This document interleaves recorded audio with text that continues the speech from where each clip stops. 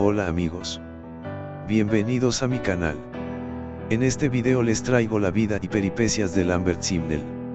Él fue un pretendiente al trono de Inglaterra que dijo ser Edward Plantagenet, 17º conde de Warwick, y así amenazó el recién establecido reinado de Enrique VII.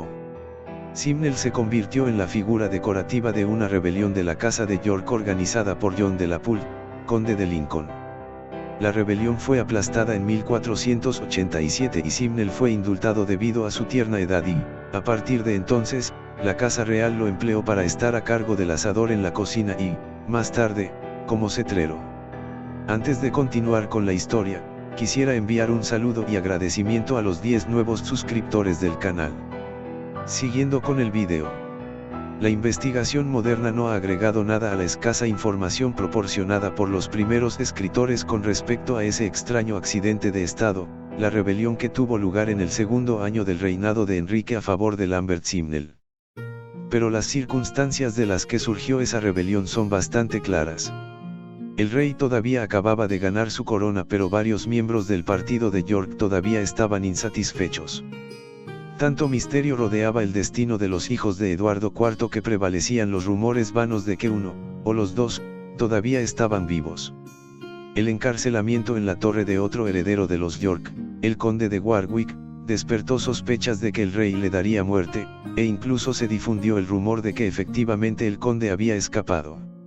En otros videos futuros abordaremos el tema de los famosos príncipes desaparecidos de la torre, pero fue en estas circunstancias que Richard Simon, un sacerdote de Oxford, movido quizás por algunos espíritus políticos inquietos tras bambalinas, inspiró a un niño aventurero llamado Lambert Simnel, cuya educación le había sido confiada sin duda por sus padres, con la idea de personificar a un joven príncipe de la casa de York. Hijo de padre organero, Simnel nació alrededor de 1477. Se desconoce su nombre real. Los registros contemporáneos lo llaman John, no Lambert, e incluso su apellido es sospechoso. Varias fuentes tienen diferentes afirmaciones sobre su ascendencia, unas dicen que era un panadero y comerciante y otras alegan que era un organero. Definitivamente, Lambert era de origen humilde. A la edad de 10 años, Lambert fue tomado como alumno por un sacerdote formado en Oxford llamado Richard Simon, que aparentemente decidió convertirse en hacedor de reyes. Richard instruyó al niño en modales cortesanos y los contemporáneos lo describieron como guapo. Se le enseñó la etiqueta necesaria y fue bien educado por Simón. Simón notó un parecido sorprendente entre Lambert y los hijos de Eduardo IV, por lo que inicialmente tuvo la intención de presentar a Simnel como Ricardo, duque de York, hijo del rey Eduardo IV, el más joven de los príncipes desaparecidos en la torre. Sin embargo, cuando escuchó rumores, en ese momento falsos, de que el conde de Warwick había muerto durante su encarcelamiento en la Torre de Londres, Simón cambió de opinión. El verdadero Warwick era un niño de aproximadamente la misma edad, nacido en 1475, y tenía derecho al trono como hijo de George Plantagenet, primer duque de Clarence, hermano ejecutado del rey Eduardo IV. Warwick fue una piedra de toque para los afectos de York, y mucha gente en Inglaterra todavía usaba su insignia del oso y el bastón. Según algunos historiadores, Simnel era simplemente una figura decorativa de una rebelión que los yorkistas ya estaban planeando. Él era simplemente una herramienta común que se usaba para fines importantes, y el intento de derrocar a Enrique VII se habría llevado a cabo de todas formas aun si Simnel nunca hubiera existido.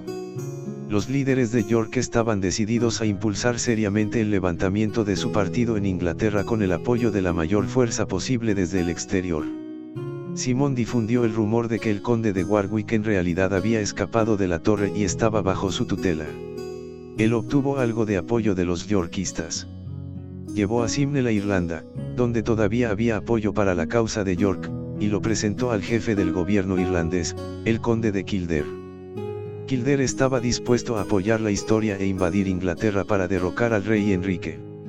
Según registran algunas fuentes, Simnel fue paseado por las calles de Dublín, Irlanda, llevado sobre los hombros del hombre más alto de la época, un individuo llamado de Arcy de Platen, quien evidentemente, se trataba de Sir William Dorsey, un aliado de Kildare, de quien se sabe que era excepcionalmente alto. Cuando el rey Enrique se enteró de lo que estaba pasando, hizo arreglos para que sacaran al verdadero conde de Warwick de la torre y lo hicieran desfilar por Londres, presumiblemente para desmentir los rumores de su muerte o fuga. Esto sin embargo no impidió la rebelión, probablemente porque la infraestructura y los métodos de comunicación insuficientes hicieron que las noticias se propagaran lentamente. El 24 de mayo de 1487, Simnel fue coronado en la Catedral de la Iglesia de Cristo en Dublín como rey Eduardo VI, pero este número de reinado se escribió más tarde cuando la historia oficial se había afianzado. Él tenía unos 10 años. Lord Kildare reunió un ejército de soldados irlandeses bajo el mando de su hermano menor, Thomas Fitzgerald de Lackcag. Pero esto no fue todo, porque Irlanda no era más que el escenario elegido para el desarrollo de una conspiración generalizada, cuyos primeros comienzos no habían escapado del todo a la atención del rey. Ya en febrero, justo después del Día de la Candelaria, el rey había celebrado un gran consejo en el Palacio de Sion, cuyo principal resultado fue una decisión muy misteriosa sobre su suegra, la reina viuda. Que Elizabeth Woodville, cuando su hija era en realidad reina de Inglaterra, pudiera haberse unido a sabiendas a una intriga para destronar a su yerno es poco creíble en sí, y no hay razón para pensar que sea cierto. Pero Elizabeth era una mujer muy inestable, y sus indiscreciones pueden haber sido tales que sirvieron a los propósitos del enemigo casi tan bien como cualquier apoyo activo que ella pudiera haberles brindado. Cualquiera que haya sido el caso, el rey consideró apropiado, con la debida consideración, privarla de sus tierras conjuntas, que solo un año antes le había devuelto, dejándola encontrar un retiro en la abadía de Bermondsey, donde ella tendría derecho a reclamar apartamentos como viuda del rey Eduardo, con una pensión de 400 marcos, que el rey poco después aumentó a 400 libras esterlinas. En esa reclusión, de la que aparentemente solo salía en algunas ocasiones especiales, Elizabeth Woodville pasó los pocos años que le quedaban de vida, siendo una mujer miserable y desilusionada. Enrique le dio sus tierras conjuntas a la reina, su hija. Otro resultado del concilio que acabamos de referir se vio en la huida de uno de los nobles que había tomado parte en él casi inmediatamente después. Este noble era John de la Pole, conde de Lincoln, quien, siendo el hijo mayor del duque de Suffolk con otra mujer llamada Elizabeth, que era hermana de Eduardo IV, había sido nombrado sucesor del reino por Ricardo III no mucho antes de la invasión de los Tudor. Que Lincoln se sintiera decepcionado por el éxito del nuevo gobierno era, por supuesto, natural, y parece que los procedimientos en el consejo lo convencieron de que estaba en peligro de ser arrestado por intrigante. En mayo de 1487, de la Pole huyó a Borgoña. En ese ducado continental, todos los yorkistas descontentos estaban seguros de la simpatía de Margarita de York, duquesa de Borgoña, viuda de Carlos el Temerario, quien, siendo hermana de Eduardo IV y también de la madre del conde de Lincoln, se empeñó en restaurar la casa de York en Inglaterra, e hizo todo lo que estuvo a su alcance para fomentar las intrigas contra Enrique VII. Así fue como esta empresa, iniciada por medio de un sacerdote y un impostor, requirió solo un poco de ayuda juiciosa para dar a Lincoln y los yorkistas un chance de sacar a Enrique Tudor del trono. Mientras estaba en Borgoña, Lincoln también conoció al vizconde Lovell, que había apoyado un levantamiento yorkista fallido en 1486. Lincoln informó entonces que Warwick estaba en Irlanda y que él mismo había estado al tanto de su escape, después de haber consultado con él en Londres, justo antes de que abandonara Inglaterra. Esta fue una base excelente para una trama. Si bien en la realidad el desafío parecía absurdo, porque el verdadero conde de Warwick seguía preso en la Torre de Londres, Enrique VII tuvo que enfrentarlo con seriedad, especialmente cuando el conde de Lincoln se unió a la causa.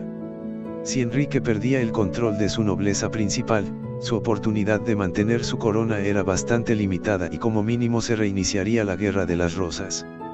Lincoln era un noble de alto rango y había que ocuparse de él. Margarita de York reunió a 2000 mercenarios flamencos y los envió a Irlanda bajo el mando de Martin Schwartz, un destacado líder militar de la época. Las tropas llegaron a Irlanda el 5 de mayo.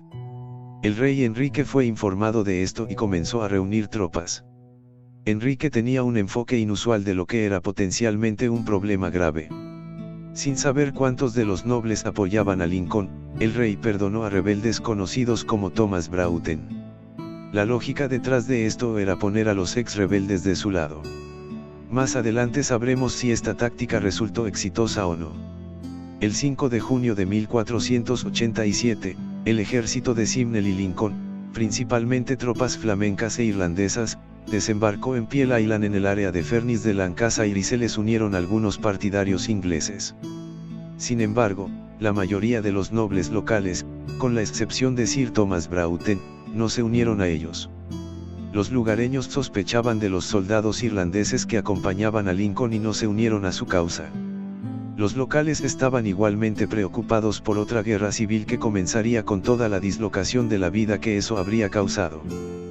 Por su parte, Enrique VII había estado recibiendo información sobre eventos en Irlanda, aunque esta era vaga y contradictoria. Gracias a los planes existentes para invadir Irlanda, el rey pudo reaccionar rápidamente a la invasión y comenzó a reunir tropas ya en febrero. La falta de apoyo inglés llevó al ejército de Simnel a cambiar sus planes, decidiendo que su única posibilidad de éxito era una batalla rápida y decisiva. El 15 de junio de 1487, las fuerzas rebeldes acamparon cerca del pequeño pueblo de East Stoke, Nottinghamshire, cerca de Newark-on-Trent. Por su parte, el ejército real de 12.000 hombres instaló un campamento a 16 kilómetros de allí. El 16 de junio de 1487, los 8.000 rebeldes se enfrentaron con el ejército del rey en la batalla de Stokefield en Nottinghamshire. La batalla duró 3 horas. En las etapas iniciales, las fuerzas de Lincoln tomaron la delantera ya que los soldados alemanes que estaban con Schwartz demostraron ser efectivos. Sin embargo, el ejército del rey se mantuvo firme y al final Lincoln, Schwartz, y el líder de los irlandeses, Thomas Fitzgerald, fueron asesinados. Más de la mitad de la fuerza de Lincoln murió. Francis Lovell desapareció y se rumoreaba que escapó a Escocia con Sir Thomas Broughton, quien también se escondió para evitar las represalias. Richard Simmons evitó la ejecución debido a su condición de sacerdote, pero fue encarcelado de por vida. Por su parte Kildare, que se había quedado en Irlanda, fue indultado. Los nobles que habían apoyado a Lincoln no fueron tratados con tanta generosidad. 28 de ellos fueron detenidos y les confiscaron sus propiedades. Esto cumplió un doble propósito. Envió un mensaje claro de que cualquiera que traicionara al rey sería tratado con severidad. También mejoró la riqueza de Enrique, ya que todas las tierras y propiedades obtenidas pasaron a ser propiedad del rey.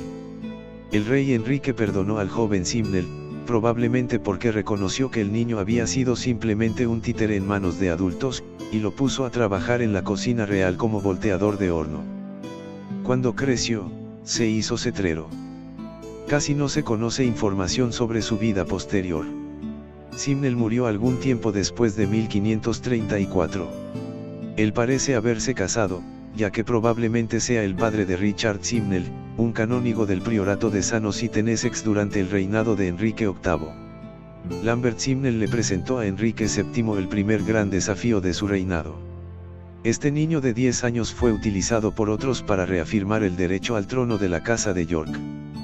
Para Enrique VII el problema era simple: si no lograba imponerse en la primera oportunidad que tenía de hacerlo, entonces lo más probable era que perdiera el poder. Así que para el rey enfrentarse a este desafío era todo o nada. Se dice que la batalla de Stokefield fue la última batalla que se libró en la llamada Guerra de las Rosas. La victoria de Enrique VII significó que él ya había asegurado su dinastía. No obstante, esta vez no sería la última vez que el rey se enfrentaría a otra trama e invasión yorkista.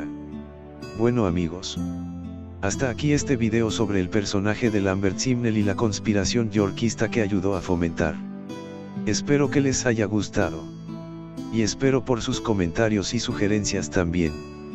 Nuevamente, quisiera agradecer a todos los que ya son parte de este canal y recordarles que continúen viendo los videos que voy subiendo.